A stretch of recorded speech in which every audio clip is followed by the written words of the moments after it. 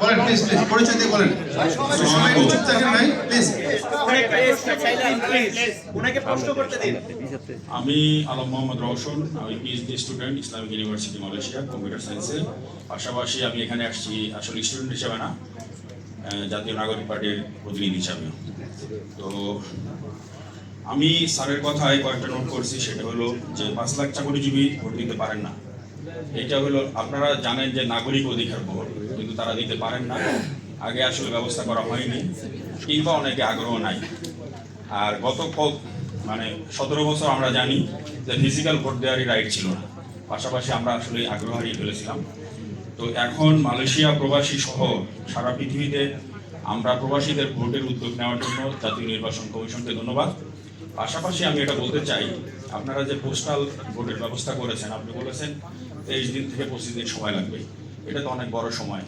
Logistic সাপোর্টের কথা এক ভাই বলেছেন, আরেক ভাই বলেছেন অ্যাড্রেস খুঁজে পাবেন না।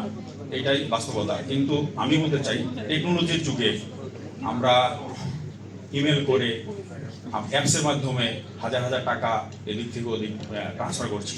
একটা ভোট আমি কেন পারবো না? দ্বিতীয় কথা হলো, এনআইডিতে ইন্টারফেস আছে, আমার ঠিকানা স্থায়ী ঠিকানা, আমার অস্থায়ী ঠিকানা, আর একটা ইন্টারফেস আছে আপনি কোথায় ভোট দিতে চাই। এইটা একটা করার কথা ছিল, এটা হচ্ছে কিনা আমি জানি না। যদি 3টা ইন্টারফেসই থাকে, আমি যখন এনআইডিতে লগ ইন করবো, লগ ইন করার পরে আমার, যেমন আমি পাবনা সদরের ভোটার হিসাবে আমাকে যদি একটা ইন্টারফেস ওখানে করে দেওয়া যায় যে আমি কাকে ভোট দিব, আপনি ওখানে প্রতীক দিয়ে দিবেন, আমি টিক মারবো, আমার ভোট চলে যাবে। আমি কেন 23 দিন তৈরি করবো? আমার তো 23 মিনিট লাগার কথা নয়।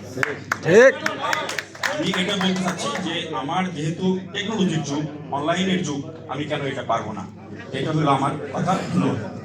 তালি দাও।